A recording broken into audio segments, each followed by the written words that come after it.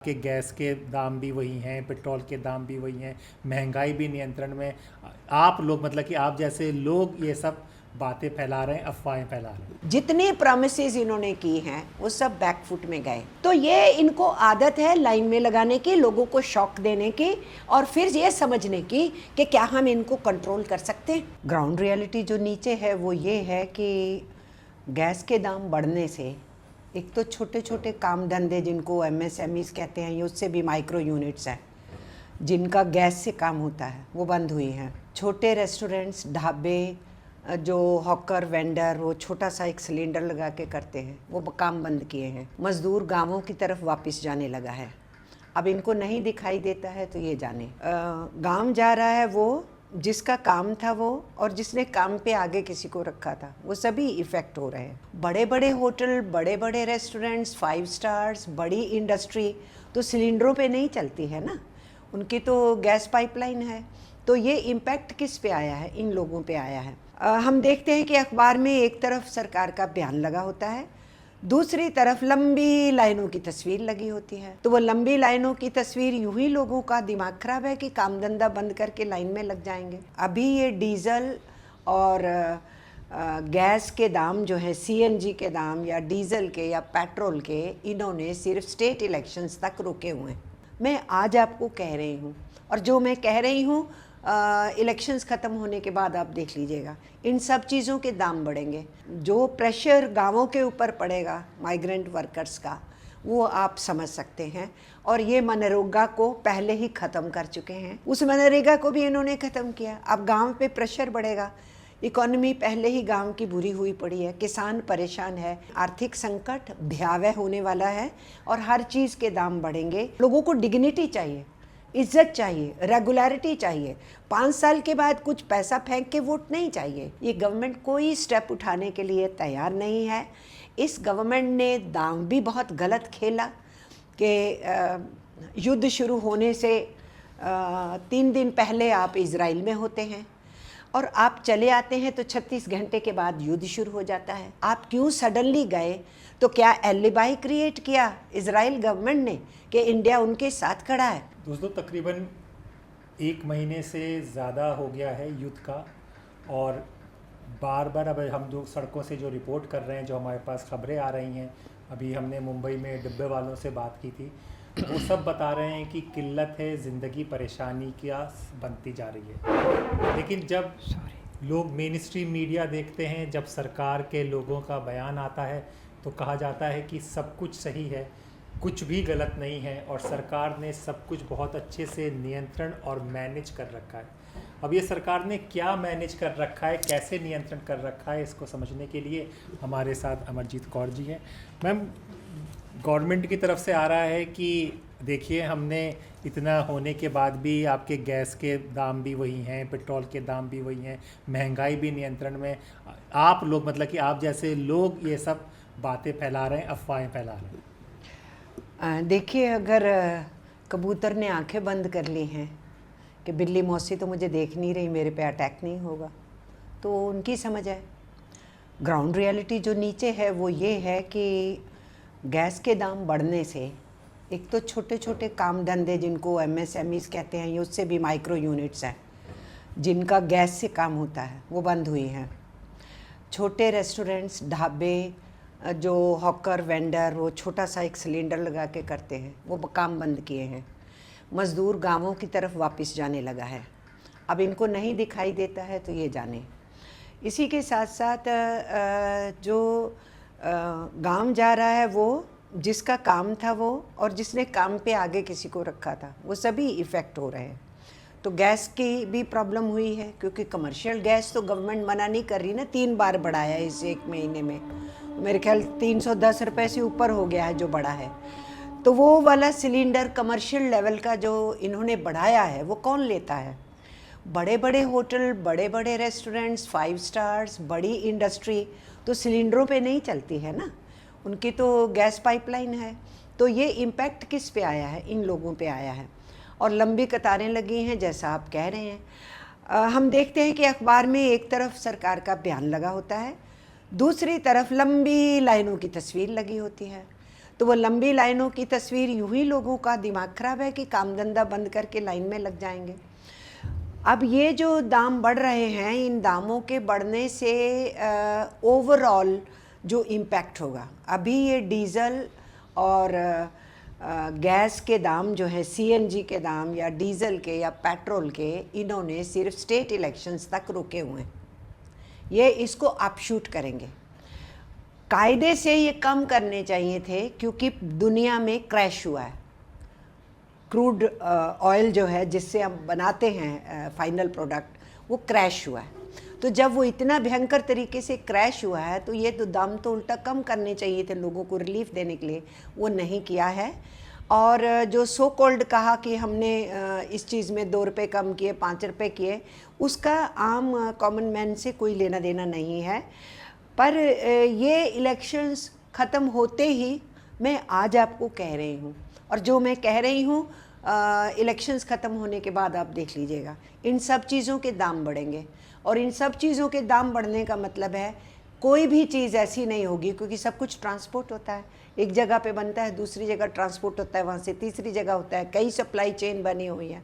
उस सिचुएशन में आम आदमी के लिए महंगाई बहुत बढ़ जाएगी, और जो प्रेशर गाँवों के ऊपर पड़ेगा माइग्रेंट वर्कर्स का, वो आप समझ सकते हैं। और ये मनरेगा को पहले ही ख़त्म कर चुके हैं, सप्लाई बेस्ड बना दिए हैं, जो नया वीबीजी रामजी लाए हैं। मनरेगा ने कोरोना के टाइम पे जो माइग्रेंट वर्कर भागा था गांवों की तरफ, उसने एक बफर जोन की तरह काम किया था और लोगों को मदद मिली थी, सहयोग। यहाँ तक कि दिल्ली से जो बच्चियाँ गईं, जो प्राइवेट स्कूल बंद हुए थे, उनमें से कुछ का हमको बाद में कांटेक्ट में उन्होंने बताया कि हमें कस्सी पकड़नी नहीं आती है, पर हमने सीख ली है, क्योंकि ज़िंदा रहने के लिए, परिवार को चलाने के लिए हम भी मनरेगा में काम पा रहे हैं। उस मनरेगा को भी इन्होंने ख़त्म किया। अब गांव पे प्रेशर बढ़ेगा, इकोनॉमी पहले ही गांव की बुरी हुई पड़ी है, किसान परेशान है, खेतीहर मजदूर परेशान है। जब किसान परेशान है तो खेतीहर मजदूर की भी ज़िंदगी की मुश्किल है। तो इस सारी बैकग्राउंड के अंदर सरकार को नहीं दिखता कि कोई आर्थिक संकट नहीं हुआ है, लेकिन आर्थिक संकट भयावह होने वाला है और हर चीज़ के दाम बढ़ेंगे, लोगों को बहुत मुश्किल आएगी। ये वोटों के लिए अब पैसे दे रहे हैं, स्कीमें डिक्लेयर कर रहे हैं, महिलाओं की वोट लेना चाहते हैं, इसलिए कुछ पैसे फेंक रहे हैं। तो ये पहले क्या इन्होंने नहीं किया? क्या हुआ इनकी महाराष्ट्र की स्कीम का, क्या हुआ बिहार की स्कीम का? दिल्ली के अंदर इन्होंने स्कीम चलाई, सिर्फ वोटों के लिए पैसा फेंको और वोट ले लो। लेकिन जो लोगों के हाथ में काम मिलना चाहिए, लोगों को डिग्निटी चाहिए, इज्जत चाहिए, रेगुलरिटी चाहिए। 5 साल के बाद कुछ पैसा फेंक के वोट नहीं चाहिए। लेकिन ये उस सिचुएशन को क्रिएट कर रहे हैं, और हमें ये भी लग रहा है कि ये पूरी राशनिंग व्यवस्था के अंदर जो है और नुकसान करेंगे। पहले भी बहुत सारे लोगों को राशन कार्ड नहीं है, खुद फाइनेंस मिनिस्टर भी कबूल की थी एक बार बीच में, जब उसने कहा था कि 10 करोड़ लोगों के राशन कार्ड नहीं हैं जिनके बनने चाहिए। तो अब तो उसके अंदर और गड़बड़ किया जाएगा। तो welfare state Hindustan, Indian constitution में सोशलिज्म लिखा है, लेकिन हम एज वेलफेयर स्टेट के रूप में इंडिया काम कर रहा था। ये गवर्नमेंट उस वेलफेयर स्टेट के कंसेप्ट को भी ज़ीरो कर दी है, और ये सिर्फ वेलफेयरिज्म ड्यूरिंग इलेक्शन कुछ पैसा फेंको और वोट लेने का काम करना चाहती है, लोगों को डिग्निटी नहीं देना चाहती है। तो जब जिनकी खुद की डिग्निटी नहीं है किसी किस्म की, उनको मानव जीवन की डिग्निटी समझ में नहीं आती है। वास्ट मेजॉरिटी हमारी पॉपुलेशन जो है, हम अगर आप लेबर फोर्स की ही बात करें तो उसमें हम क्या देख रहे हैं? जो लेबर कोड्स आ रहे हैं वो मज़दूरों को संगठित करके, उनकी यूनियन बना के, उनकी वेतन के इशू उठा के, वर्क प्लेस सेफ्टी के इशू उठा के, उनकी सोशल सिक्योरिटी के इशू उठा के, उनके भविष्य में कुछ उनको मिल सके उसके उठा के, वो सब कुछ जो करते थे, ये जो 4 लेबर कोड्स लाए हैं, यूनियंस पे तगड़ा हमला है और मिले हुए अधिकारों को छीनने का ढंग है। तो वो कितने हैं, उनकी क्या हालत होने वाली है? हमारे देश में 67 करोड़ है वर्कफोर्स जिसमें वो जिनको जॉब मिला हुआ है और वो जिनको जॉब मिलना चाहिए, इतनी है। अब इनमें से जिनको जॉब मिला हुआ है उसमें से ऑलमोस्ट 93% है जिसको असंगठित मजदूर कहते हैं, जिसका मतलब है कि वो मिनिमम कमाई भी उसकी नहीं होती है। अब 67 करोड़ में से अगर मैं 93% कहूँ, 50 करोड़ से ज़्यादा हुआ। फिर जो उनमें से मैरिड है उनकी फैमिली है, उनका परिवार है। तो मैं बात कर रही हूँ खेतीहर मजदूर और गरीब किसान जो बिल्कुल है ना मार्जिन पे, उसको भी अगर जोड़ लेते हैं तो मैं 120 करोड़ पॉपुलेशन की बात कर रही हूँ, 120 करोड़ पॉपुलेशन के। उस 120 करोड़ जो पॉपुलेशन है, 120 करोड़ पॉपुलेशन, उसकी हालत आने वाले दिनों में बुरी होने वाली है। ये गवर्नमेंट कोई स्टेप उठाने के लिए तैयार नहीं है। इस गवर्नमेंट ने दांव भी बहुत गलत खेला कि युद्ध शुरू होने से 3 दिन पहले आप इज़राइल में होते हैं और आप चले आते हैं तो 36 घंटे के बाद युद्ध शुरू हो जाता है, और आपके पास कोई जवाब नहीं इस बात का कि आप वहाँ क्या कर रहे थे। वहाँ कोई उनके संसद का उद्घाटन नहीं था, वहाँ उन्होंने किसी सरकार की ओथ के लिए बुलाया नहीं था। आप क्यों सडनली गए?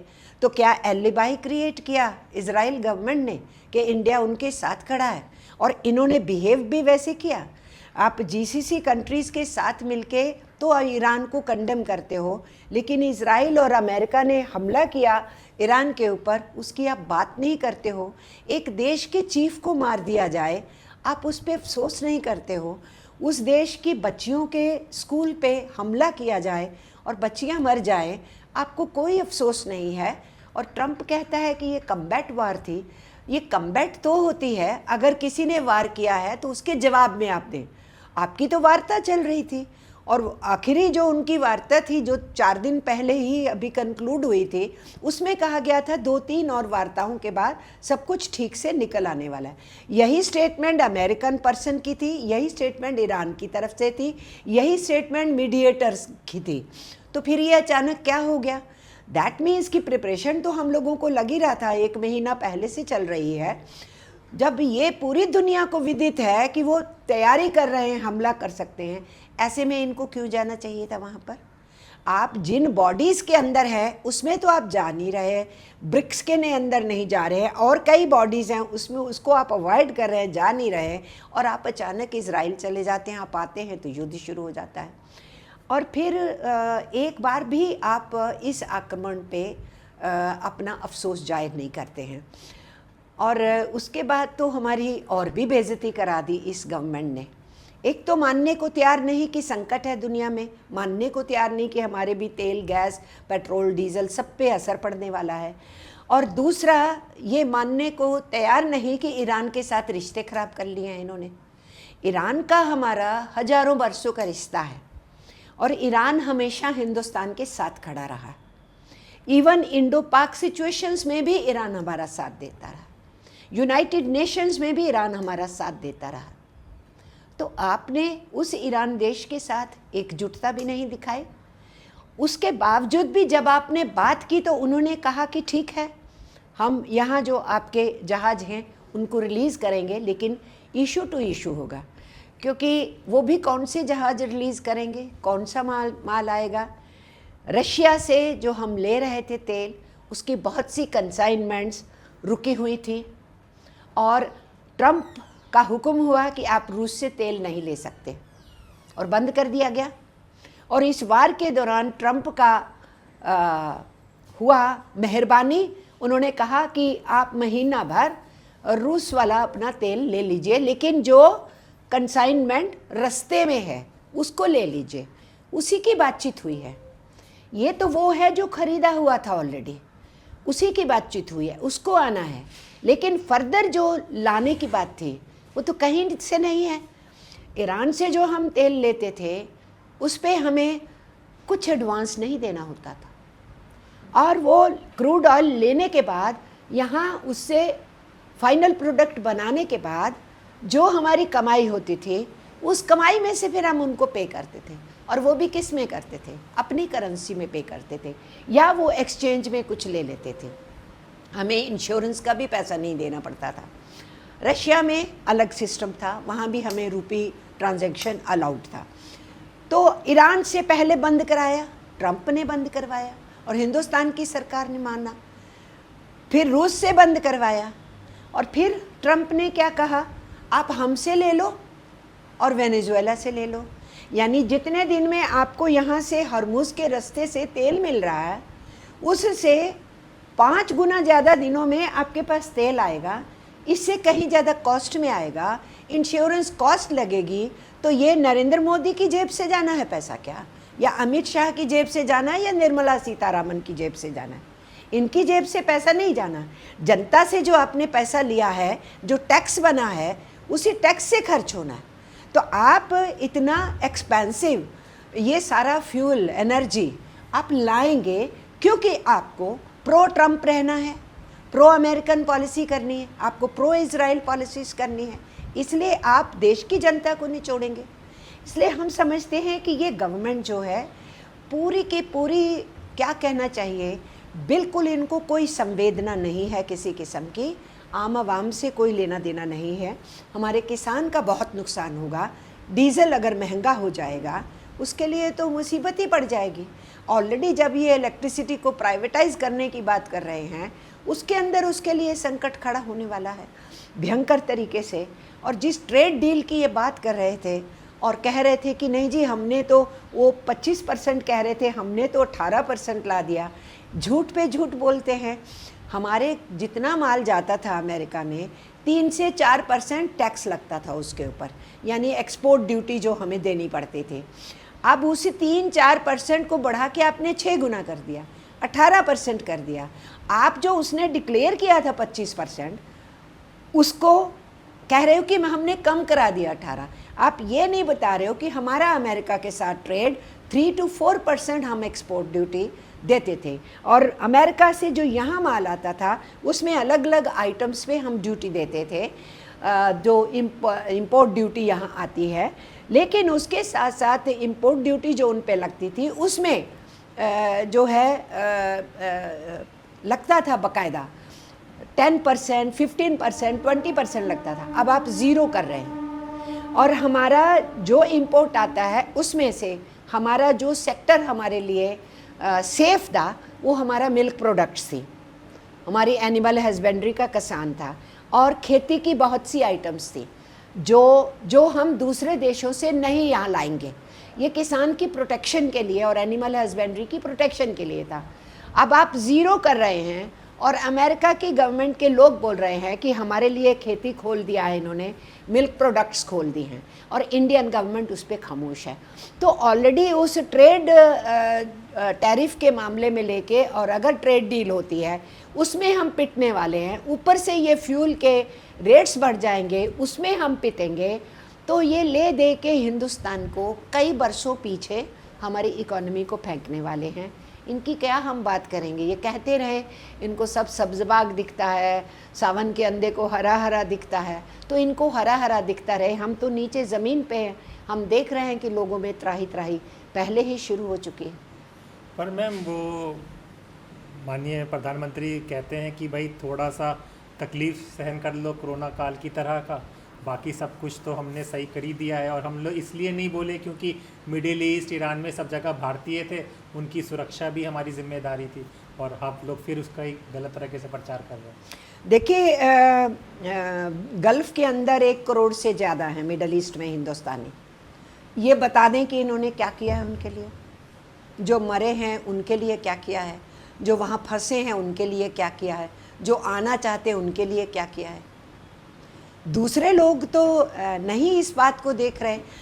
देखो, एक चीज़ होती है कि आप उन गवर्नमेंट्स को कहें हमारे लोग हैं यहाँ, ये हमें प्रोटेक्शन चाहिए, और एक होती है कि आप पॉलिटिकली क्या स्टैंड ले रहे हैं। युद्ध की स्थिति है, आप युद्ध की सिचुएशन में क्लियर पोजीशन लेके भी उन सरकारों से बात कर सकते हैं कि भाई हमारे हिंदुस्तानियों के लिए ये होना चाहिए, ये नहीं होना चाहिए।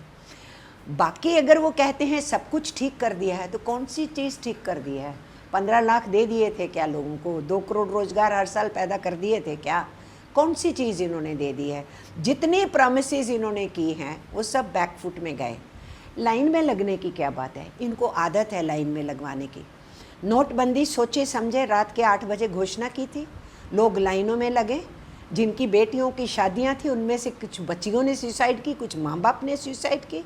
लोग लाइनों के अंदर खड़े हुए मर गए, 700 से ज़्यादा लोग मर गए थे उसमें। जो फौजी हैं अपनी पेंशन के लिए मरे उन लाइन के अंदर।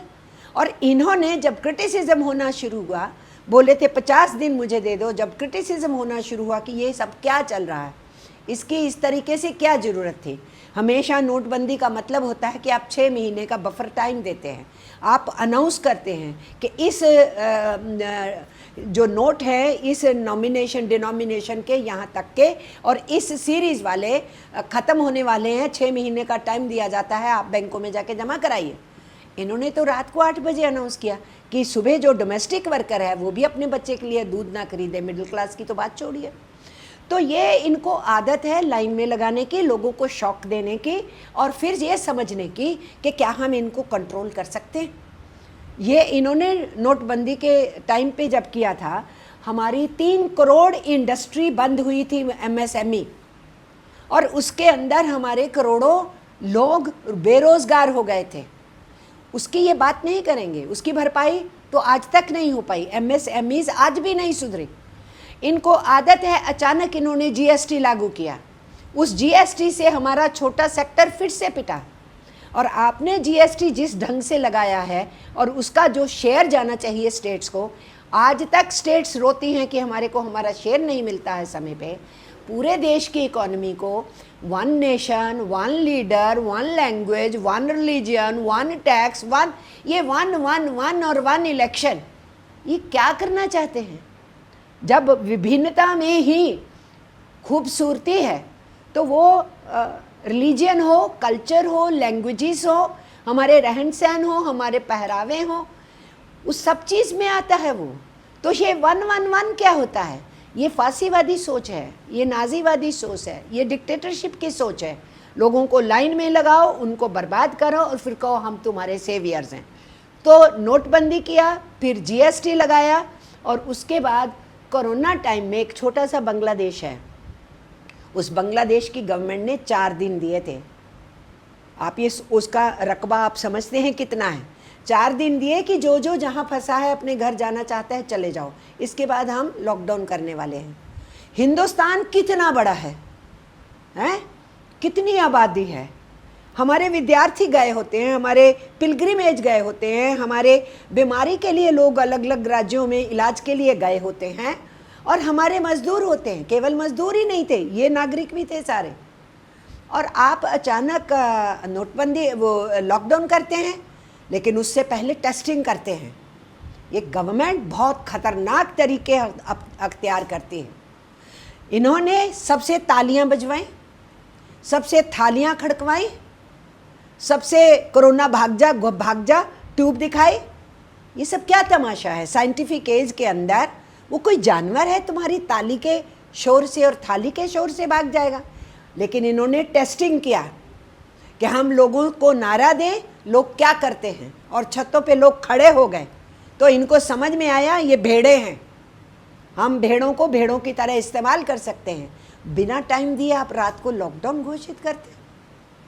और कितना मजदूर, अंदाज़ा तो ये है कि 1947 में भी इतना क्रॉस बॉर्डर माइग्रेशन नहीं हुआ था जितना माइग्रेशन आज आज़ाद हिंदुस्तान में हमारे ही देश के बाशिंदों को कष्ट उठा करके पैदल चलना पड़ा। हजारों किलोमीटर दूर। ट्रेन भी झट से बंद कर दी, रोड रूट भी बंद कर दिए, बहुत आहिस्ता आहिस्ता 2-3 महीनों के बाद खोले गए। तो कष्ट तो सहा हमारे वर्कर्स ने, पर इनकी सेहत पे कोई असर नहीं पड़ा। इन्होंने नोटबंदी में मिस्टर नरेंद्र मोदी ने अपनी बूढ़ी माँ को लाइन में खड़ा कर दिया। अब क्या करना चाहते हैं? अब क्या सबूत करना चाहते हैं? आप एक बुजुर्ग को लाइन में खड़ा करके ये संदेशा दे सकते हैं कि आप घर के बुजुर्गों के साथ ये बेअदबी कर सकते हो? ये तो बेअदबी वाली बात है ना। देश में कानून है कि बुजुर्गों की केयर करो। जो केयर नहीं करेगा, परसों ही अखबार में मैंने पढ़ा कि एक जो है वो यंग कपल को पनिश किया गया है कि उन्होंने अपने पेरेंट्स को पूछा नहीं, क्योंकि कानून है देश का। और हम लोग भी अब जब 8th पे कमीशन आया है, या जो अब हम मिनिमम वेज की डिस्कशन कर रहे हैं, हम ये कह रहे हैं कि आप 3 यूनिट मानते हो, 3 नहीं 5 होनी चाहिए, 5 की भी आप 2 जोड़िए, 7 होनी चाहिए। आप अगर कानून बना दिए हो कि पेरेंट्स का ख्याल करना पड़ेगा, तो फिर जब आप वेतन की वेज की कैलकुलेशंस करोगे तो उनको भी काउंट करो ना, क्योंकि पेरेंट्स को तो रखना पड़ेगा अब बच्चों को, उनकी यूनिट क्यों नहीं काउंट करोगे? अगर वेज को डिसाइड करोगे, पेंशन को डिसाइड करोगे, ये हमने कहना शुरू किया और ये अपनी बूढ़ी माँ को लाइन में लगाते हैं। तो इसलिए इनकी सोच बहुत इस किस्म की है और अभी मिक्स्ड सिग्नल्स दे रहे हैं। कभी कोई एक जना बोलता है, उसके जैसी अफवाह फैलाते हैं, लॉकडाउन जैसी स्थिति हो जाएगी, लोग पैनिक में आ रहे हैं। कभी कह रहे कुछ नहीं हुआ है, कोई प्रॉब्लम नहीं है, ये सिर्फ अपोजिशन का झूठा प्रोपेगेंडा है। झूठा प्रोपेगेंडा किसका है किसका नहीं है ये तो जनता अब समझती है। अगर आप सच्चे हैं तो फिर आप उन्हीं गंदे हथकंडों को अपना के इन इलेक्शन में क्यों उतरे हुए हैं? फिर से आप मियाँ जी को सबक सिखाना क्यों बोल रहे हैं? फिर से आप मुस्लिम्स के ऊपर अटैक क्यों कर रहे हैं? ये इस तरीके की दूषित और गंदी राजनीति आप कर रहे हैं क्योंकि आपको जानते हैं नीचे से ज़मीन खिसकी हुई है। आप इलेक्शन कमीशन को मैनेज करते हैं, आप SIR लगाते हैं, आप वोटों के दौरान बेईमानियां कराते हैं। जब वोटों की गिनती होती है तो वोटें जितनी टोटल पोल हुई होती हैं उससे ज़्यादा निकलती हैं। सब कुछ तो इन्होंने कंप्रोमाइज़ करा दिया। इलेक्शन कमीशन तो जेब में डाल रखा है इन लोगों ने। तो इसलिए इस सारे बैकग्राउंड के अंदर ये इनके दावे सब झूठे दावे हैं, उनसे हमारी सेहत पे कोई असर नहीं पड़ता। इनको जो झूठ बोल रहा है बोलें। नीचे आवाम ये भी जानते हैं कि समझ रहा है चीज़ों को। अगर ये नहीं जानते होते 2023 के अंदर इलेक्शन कमीशन के मेंबर्स की सिलेक्शन की कमेटी ना बदलते, सुप्रीम कोर्ट के चीफ जस्टिस को बाहर ना निकालते और उसकी जगह पे प्रधानमंत्री और उनका मंत्री और अपोजिशन लीडर, ये तो मूर्ख से मूर्ख आदमी भी समझ लेगा कि इसका बहुमत 2:1 है और दोनों एक तरफ है, प्राइम मिनिस्टर और उनका मिनिस्टर। तो आप जिसको इलेक्शन कमिश्नर बनाएंगे वो आपकी जेब का होगा, और वही हुआ है। तो ये इन्होंने क्यों किया? क्योंकि उनको मालूम था 24 की इलेक्शन हार सकते हैं। तो इन्होंने दो काम किए, एक तो इलेक्शन कमीशन में वो बनाने में, सिलेक्शन में चेंज किया, अपने पर से मर्जी के इलेक्शन कमीशन को बना लिया, उसके बाद उनका पूरा इस्तेमाल किया गया। और उसके साथ साथ इन्होंने फिर भी लगा कि नहीं जीतेंगे, नीतीश बाबू को पकड़ा जिनको कहते थे पास नहीं फटकने देंगे NDA के, चंद्र बाबू को पकड़ा जिनको ये खुद जेल भेजे थे और बोले थे कि तुम्हारी सलाखों के पीछे जगह है, उसको पकड़े। उन दोनों को पकड़ने के बाद भी सीटें कितनी हैं इनकी? 240।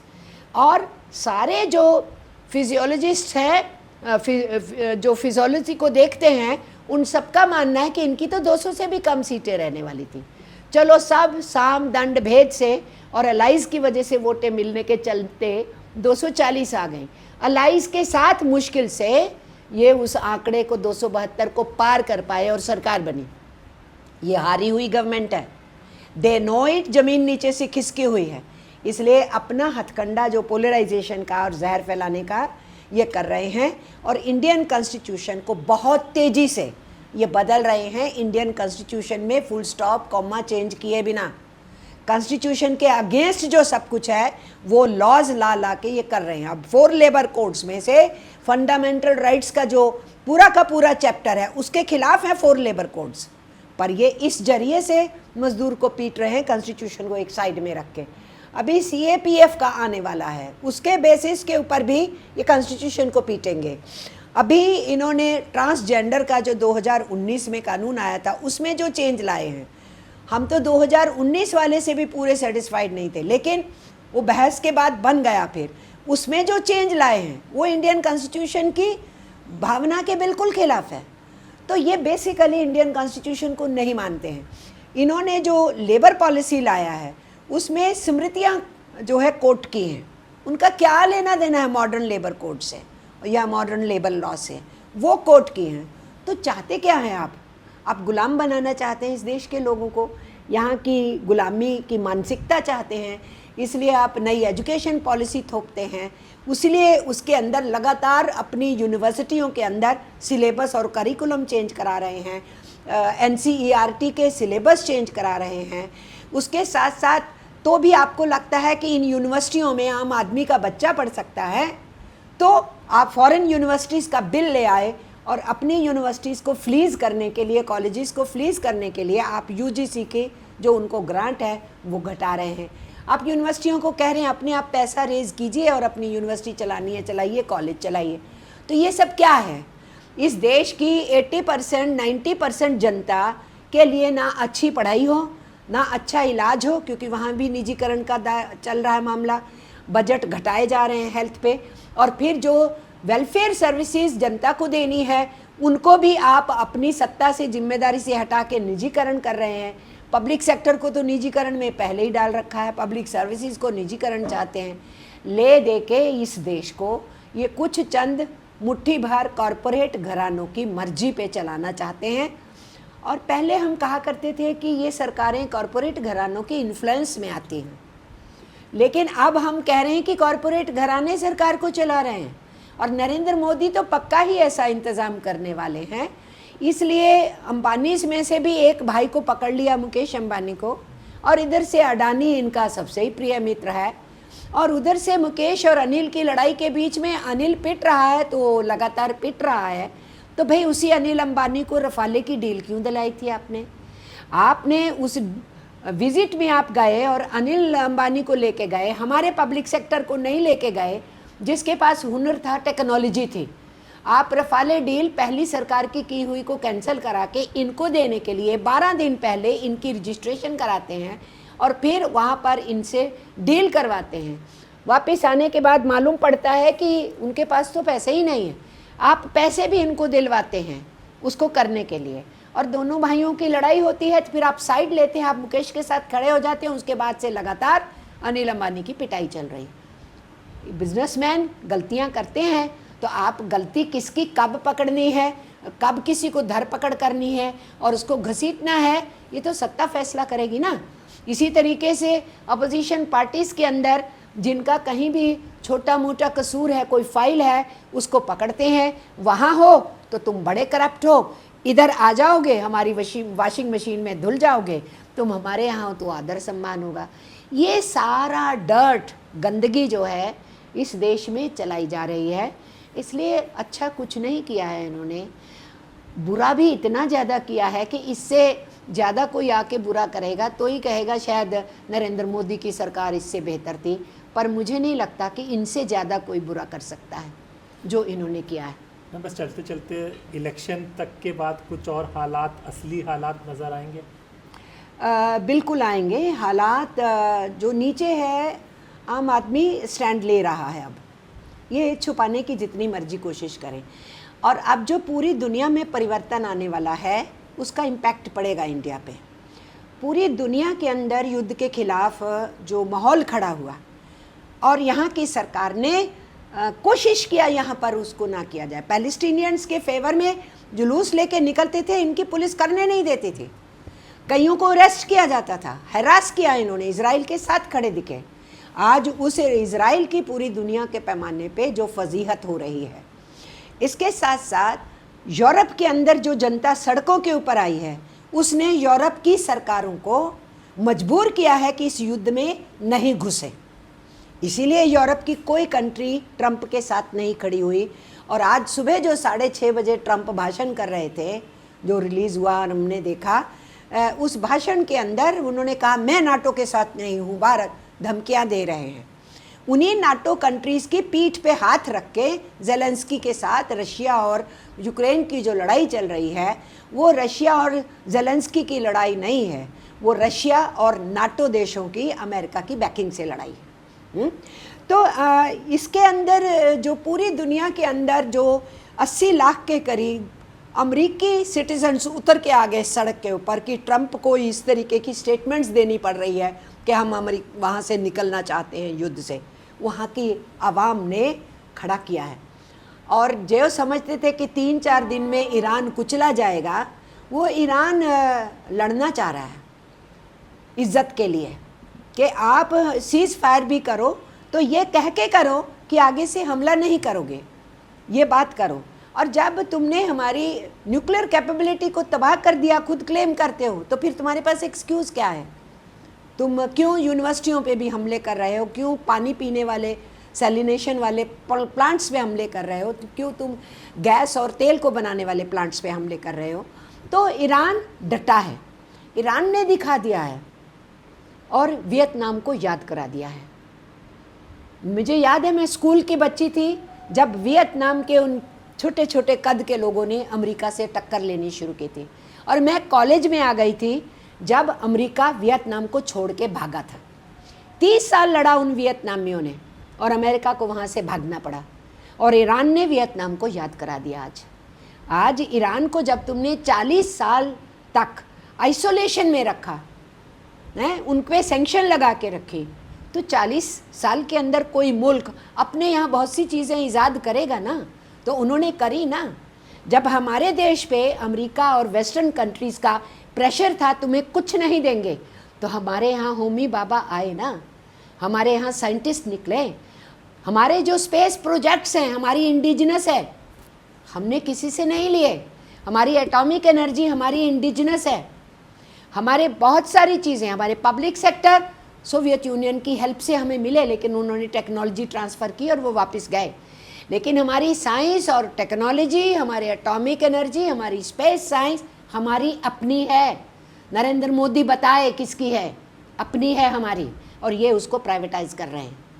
तो ये जो दुनिया का नक्शा बदल रहा है, इसमें अमेरिका की दादागिरी अब चैलेंज होने वाली है, और इजराइल की नेतान्याहू की दादागिरी चैलेंज होने वाली है। इनको लग रहा था कि पूरे मिडल ईस्ट के ऊपर इजराइल की मर्जी से सब कुछ चलेगा और किसी के ऊपर नहीं, और अमेरिका इजराइल के पीछे होगा।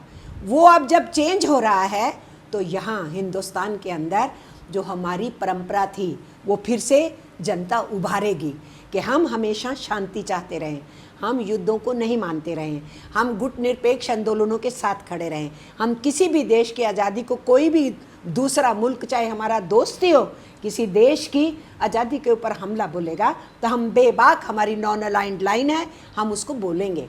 तो हिंदुस्तान का आवाम उभरने वाला है, और जिन्होंने आवाम को दबाया है, डराया है, कुचला है, लाइनों में लगाया है और माइग्रेंट वर्कर्स की हज़ारों मील पैदल यात्राएं करवाई हैं, अब उनको अपने दिन गिनने चाहिए। परिवर्तन आ रहा है नीचे, और वो दिखने लगेगा, इन चुनावों के बाद दिखेगा वो। जी हाँ, देखिए जो भी दिखेगा आपको द स्वतंत्र पर बिना एडिट के दिखाया जाएगा। तो अपने दोस्त हैदराबाद नकवी को इजाज़त दीजिए, फिर होगी मुलाकात ऐसी किसी चर्चा के साथ। तब तक के लिए नमस्कार।